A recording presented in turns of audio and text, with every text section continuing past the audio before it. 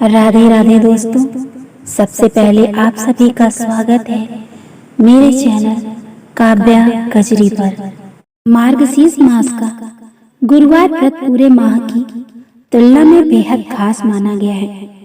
पौराणिक कथा के अनुसार गीता में श्री कृष्ण ने मार्गशीर्ष मास को स्वयं का स्वरूप बताया है। भगवान श्री कृष्ण भगवान विष्णु का अवतार है और भगवान श्री हरि की पूजा माँ लक्ष्मी के बिना अधूरी मानी जाती है। इसीलिए इस माह के गुरुवार को भगवान विष्णु के साथ महालक्ष्मी का पूजन भी किया जाता है। जाने मार्गशीर्ष मास के गुरुवार को किए जाने वाले कुछ अचूक उपाय। मान्यता है कि इन उपायों को करने से जीवन में सुख समृद्धि की प्राप्ति होती है। मान्यता है कि इस मास में माँ लक्ष्मी धरती पर अवतरित होती है। इस मास में गुरुवार के दिन माँ लक्ष्मी उस व्यक्ति के घर में आगमन करती है जिसके घर में साफ सफाई होती है। ऐसे में इस दिन घर की साफ सफाई जरूर करें। इस दिन अपने मुख्य द्वार और आंगन के अलावा अन्य स्थानों पर भी रंगोली बनाएं। मान्यता है कि ऐसा करने से माँ लक्ष्मी प्रसन्न होती है। गुरुवार के दिन माँ लक्ष्मी के पद चिन्हों को घर के मुख्य द्वार पर लगाना अति शुभ माना गया है। मान्यता है कि ऐसा करने से धन लाभ होता है। माँ लक्ष्मी की कृपा पाने के लिए व्यक्ति को माँ लक्ष्मी और भगवान विष्णु की विधिवत पूजा करनी चाहिए। मान्यता है कि इस दिन माँ लक्ष्मी को खीर का भोग लगाने से माँ लक्ष्मी प्रसन्न होती है। इसके साथ ही भगवान विष्णु को गुड़ व चने का भोग लगाना चाहिए।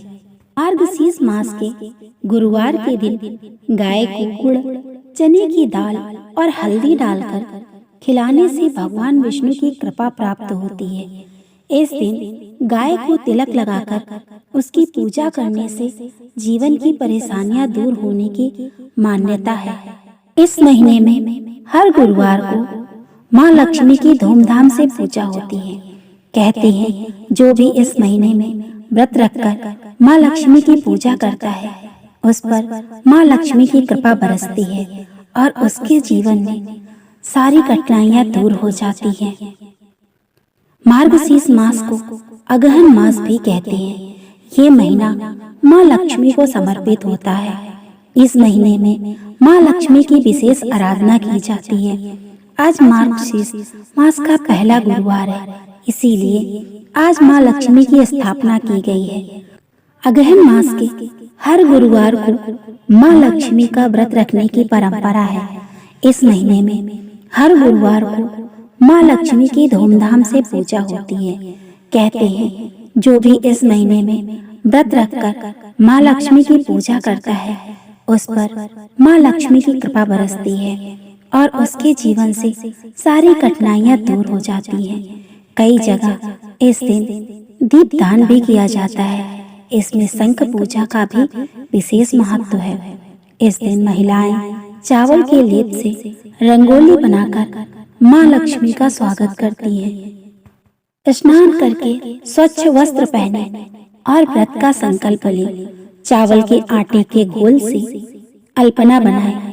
इसके बाद माँ लक्ष्मी का आसन सजाएं। इसके लिए आम का पत्ता, आंवले का पत्ता और धान की बालियों का इस्तेमाल करें। इसके बाद कलश स्थापित करें। अब माँ लक्ष्मी और गणेश जी का पूजन करें। माँ लक्ष्मी को विशेष प्रकार के पकवानों का भोग लगाएं।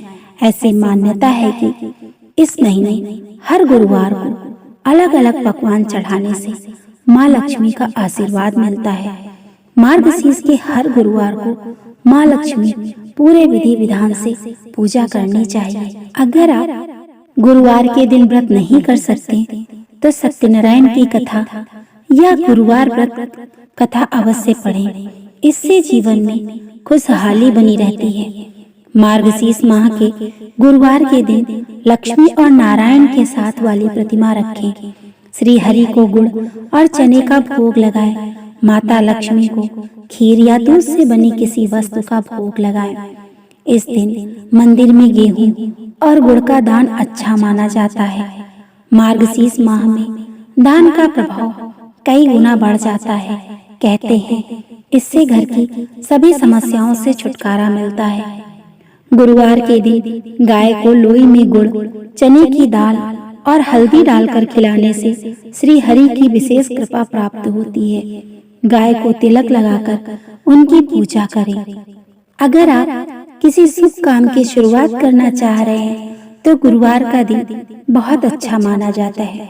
वहीं मार्गशीर्ष मास का गुरुवार तो और भी उत्तम माना जाता है। इसे घर में शुभ कार्यों की पुनरावृत्ति होती है।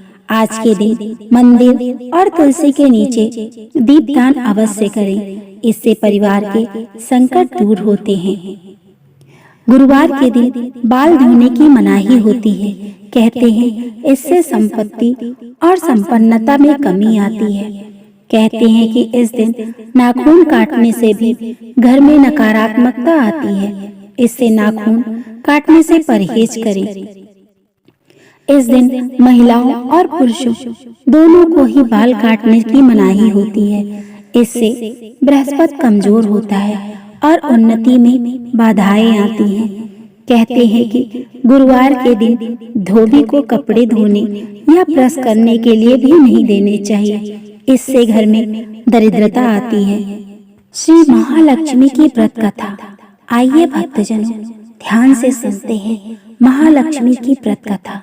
गुरुवार की व्रत कथा। इससे श्रवण मात्र से दुख दरिद्रता दूर हो जाती है। महालक्ष्मी माता की कृपा से सुख संपत्ति ऐश्वर्य प्राप्त होता है। मन की सभी इच्छाएं पूरी होती है।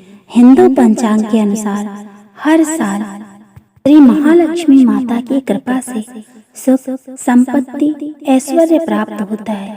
मन की सभी इच्छाएं पूरी होती हैं। श्री महालक्ष्मी माता के अनेक रूप तथा नाम हैं।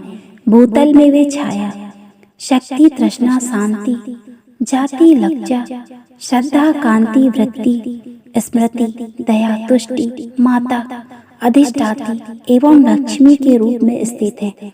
उन्हें प्रणाम करते हैं। कैलाश पर्वत पर पार्वती, क्षीर सागर में सिंधु कन्या, स्वर्गलोक में महालक्ष्मी, भूलोक में लक्ष्मी, ब्रह्मलोक में सावित्री, ग्वालों में राधिका, वृंदावन में रसेश्वरी, चंदन वन में चंद्रा, चंपक वन में गिरिजा, पद्मावन में पद्मा, मल्टियन में मालती, कुंदन वन में कुंददंती, केतकी वन में सुशीला, कदम्ब वन में कदम्ब माला, राजप्रसाद में राजलक्ष्मी और घर घर में गृहलक्ष्मी इन विभिन्न नामों से पहचानी जाती है।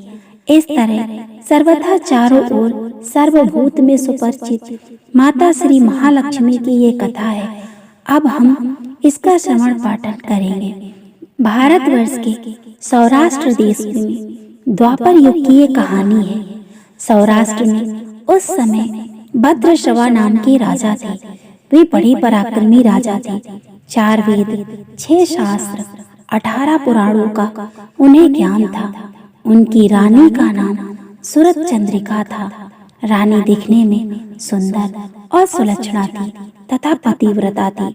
उन दोनों को 7 पुत्र तथा उसके बाद एक कन्या का वरदान मिला था। कन्या का नाम श्यामबाला था। एक बार महालक्ष्मी जी के मन में आया उस राजा के राजप्रसाद में रहे। इससे राजा को दुगनी धन दौलत की प्राप्ति होगी और इस धन दौलत से अपनी प्रजा को और सुख दे पाएगा। गरीब के घर अगर रहे तो उसे धन दौलत प्राप्त हो और वह स्वार्थी की तरह केवल अपने ऊपर ही खर्च करेगा। ये सोचकर महालक्ष्मी जी ने बूढ़ी ब्राह्मण स्त्री का रूप धारण किया। हाथ में लाठी लिए बूढ़ी औरत का रूप धारण किया था। हाथ में लाठी लिए लाठी के सहारे रानी के द्वार तक पहुँचे। यद्यपि उन्हें बूढ़ी औरत का रूप धारण किया था, पर उनके चेहरे पर देवी का तेज था। उन्हें देखते ही एक दासी सामने आई। उसने इनका नाम, धाम, काम, धर्म पूछ डाला। वृद्ध ब्राह्मण का रूप धारित माता लक्ष्मी ने कहा, बालिके, मेरा नाम कमला है। मेरे पति का नाम भुवनेश है। हम द्वारिका में रहते हैं। तुम्हारी रानी पिछले जन्म में एक वैश्य की पत्नी थी। वह वैश्य गरीब था। दारिद्र्य के कारण हर रोज घर में झगड़े होते थे तथा उसका पति रोज उसे मारता पीटता था। इन बातों से तंग आकर वह घर छोड़कर चली गई तथा वन में जंगल में खाली पेट भटकने लगी। उसकी इस दुर्दशा पर मुझे दया आई। तब मैंने उसे सुख संपत्ति देने वाला श्री महालक्ष्मी की व्रत कथा सुनाई। मेरे कहने पर उसने श्री महालक्ष्मी का व्रत किया। श्री महालक्ष्मी प्रसन्न हुई और उसकी गरीबी दूर हुई। उसका घर संसार दौलत संपत्ति से भर गया। बाद में पति पत्नी दोनों परलोक सिधारे। लक्ष्मी व्रत करने के कारण वे लक्ष्मी लोक में रहे। उन्होंने जितने साल महालक्ष्मी का व्रत किया उतने हजारों साल उन्हें सुख भोग मिला। इस जन्म में उसका जन्म राजघराने में हुआ है, परंतु वह श्री महालक्ष्मी का व्रत करना भूल गई है। उसे ये याद दिलाने मैं यहाँ आई हूँ। बुढ़िया की बात सुनकर दासी ने उन्हें प्रणाम किया तथा श्री महालक्ष्मी का व्रत किस तरह से किया जाए इस बारे में बुढ़िया रूप धारण किए हुए श्री महालक्ष्मी माता ने दासी को पूजा की विधि तथा महिमा बताई। इसके बाद वह दासी माता को प्रणाम करके रानी को बताने अंदर चली गई। राजवैभव में रहते हुए रानी को अपने ऐश्वर्य का बहुत घमंड हुआ था। संपत्ति तथा अधिकार की वजह से वह उन्मत्त हो गई थी। दासी द्वारा बताई गई बुढ़िया की बातें सुनकर वह आग बबूला होकर राजद्वार पर आकर बुढ़िया रूपी श्री महालक्ष्मी पर बरस पड़ी। उसे ये भी मालूम नहीं था कि श्री महालक्ष्मी माता बुढ़िया का रूप धारण किए द्वार तक आई है, परंतु रानी का इस कदर रुख बर्ताव तथा अपना अनादर देखकर माता ने वहां ठहरना ठीक ना समझा। वे वहां से चल पड़ी। राह में उन्हें एक राजकुमारी श्यामबाला मिली। उन्होंने श्यामबाला को सारी बात बताई। श्यामबाला ने अपनी ओर से श्री महालक्ष्मी माता से क्षमा मांगी। माता को उस पर दया आई। उन्होंने श्यामबाला को श्री महालक्ष्मी व्रत के बारे में बताया। उस दिन अगहन मार्गशीर्ष मास का पहला गुरुवार था। श्यामबाला ने परम श्रद्धा से श्री महालक्ष्मी का व्रत रखा। फलस्वरूप राजा सिद्धेश्वर के सुपुत्र मालाधर से उसका विवाह हुआ। वह धन दौलत ऐश्वर्य वैभव से माला माल हो गई। पति के साथ ससुराल में आनंद से दिन बिताने लगी। इधर श्री महालक्ष्मी का रानी पर प्रकोप हुआ। फलस्वरूप राजा भद्रश्रवा का राज्य एवं राज कारोबार नष्ट हो गया। यहाँ तक कि खाने के भी लाले पड़ गए। ऐसी हालत में एक दिन रानी ने राजा से निवेदन किया, हमारा दामाद इतना बड़ा राजा है, धनवान है, ऐश्वर्यशाली है, क्यों ना उसके पास जाएं, अपना हाल उसे बताएं, वह जरूर हमारी मदद करेगा। इस बात पर राजा भद्रश्रवा दामाद के पास रवाना हुए। राज्य में पहुंचकर एक तालाब किनारे थोड़ी देर विश्राम कर लेने के लिए ठहरे। तालाब से पानी लेने आते जाते दासियों ने उन्हें देखा। उन्होंने विनम्रता से उनकी पूछताछ की। जब उन्हें वो मालूम हुआ कि वे रानी श्यामबाला के पिता हैं, तो वो दौड़ते हुए जाकर उन्होंने रानी को सारी बात बताई। रानी ने दासी के हाथ राज परिधान भेजकर बड़े ठाठ से उनका स्वागत तथा आदर सत्कार किया, खान पान करवाया। जब वे लौटने लगे तो सोने की मोहरों से भरा घड़ा दिया। राजा भद्रश्रवा जब वापस लौटे तो उन्हें देखकर रानी सूरज चंद्रिका खुश हुई। उन्होंने सोने की मोहरों से भरे घड़े का मुंह खोला, पर हाय भगवान, घड़े में धन के बदले कोयले मिले। ये सब श्री महालक्ष्मी के प्रकोप से हुआ। इस प्रकार दुर्दशा में कई दिन बीत गए। इस बार रानी स्वयं अपनी कन्या के पास गई। वह दिन अगहन माह का अंतिम गुरुवार था। श्याम बाला ने श्री महालक्ष्मी का व्रत किया, पूजा की, अपनी माता से भी व्रत करवाया। इसके बाद रानी अपने घर आई। श्री महालक्ष्मी का व्रत रखने पर उसे फिर से अपना राजपाट, धन दौलत, ऐश्वर्य प्राप्त हुआ। फिर से सुख शांति आनंदमय जीवन बिताने लगी। कुछ दिनों बाद राजकन्या श्याम बाला अपने पिता के घर आई। उसने अपने घर का देखकर शरद चंद्रिका को पुरानी बातें याद आई। यही कि श्याम बाला ने अपने पिता को घड़ा भर कोयला दिया था और उसे तो कुछ भी नहीं दिया था। इसी कारण श्याम बाला को पिता के घर आने पर उसका कोई आदर आतिथ्य न हुआ, बल्कि अनादर हुआ। पर उसने इस बात का बुरा नहीं माना।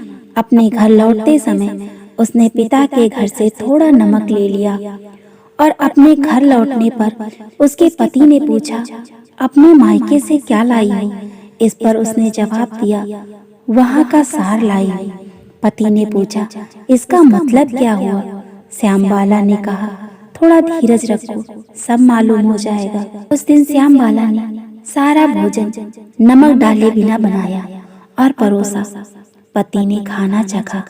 सारा खाना नमक के बिना था, इसीलिए स्वाद न आया। फिर श्याम बाला ने थाली में नमक डाला। इससे सारा भोजन स्वादिष्ट लगने लगा। तब श्याम बाला ने पति से कहा, यही है वह मायके से लाया हुआ सार। पति को उसकी बात सही लगी। फिर वह दोनों हंसी मजाक करते हुए भोजन करने लगे। कहा गया है कि इस तरह जो कोई श्रद्धा भाव से श्री महालक्ष्मी की पूजा करे, उसे माता की कृपा प्राप्त होती है, सुख संपत्ति, शांति प्राप्त होती है, सभी मनोकामनाएं पूरी होती है। परंतु ये सब प्राप्त होने पर माता की पूजा को भूलना नहीं चाहिए। हर गुरुवार को व्रत पाठ अवश्य करने चाहिए। इस तरह श्री महालक्ष्मी की महिमा भक्तों की मनोकामना पूरी करती है। इस प्रकार से श्री महालक्ष्मी की गुरुवार की कथा संपूर्ण होती है। अगर आपको ये कथा पसंद आए तो मेरे चैनल को सब्सक्राइब करें, वीडियो को लाइक करें और शेयर करें। लक्ष्मी माता की जय हो। श्रीमन नारायण।